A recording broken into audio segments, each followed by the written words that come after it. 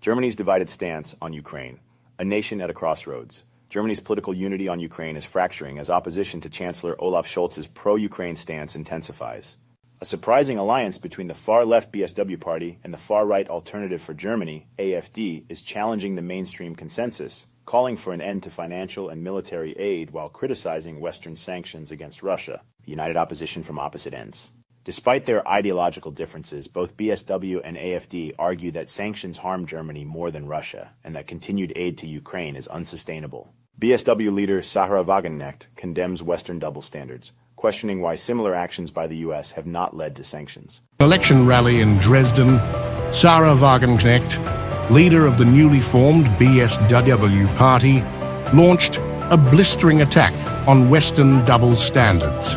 She slammed economic sanctions on Russia, questioning why similar punishments were never imposed on the United States for its past military actions under Donald Trump. Meanwhile, AfD leader Alice Weidel insists that Germany should stop all aid and prioritize national interests.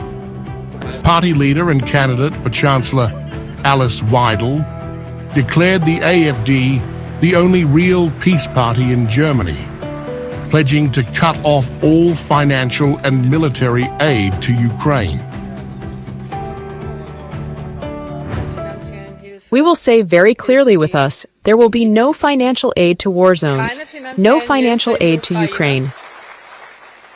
There will also be no more arms deliveries to war zones. No German weapons where there is war. Scholz's balancing act. Scholz remains firm in supporting Ukraine, highlighting Germany's role as Europe's biggest donor, with over $16 billion in aid last year. However, internal resistance is growing, with some lawmakers opposing further financial commitments. A key debate centers on supplying long-range missiles to Ukraine. While CDU candidate Friedrich Merz supports it, Scholz warns that such escalation could provoke direct conflict with Russia. Scholz refused to back down.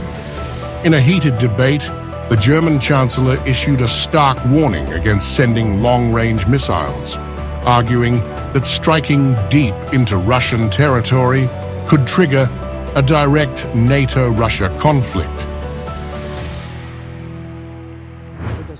Why did I decide not to supply cruise missiles that could cause major destruction deep in Russia's hinterland?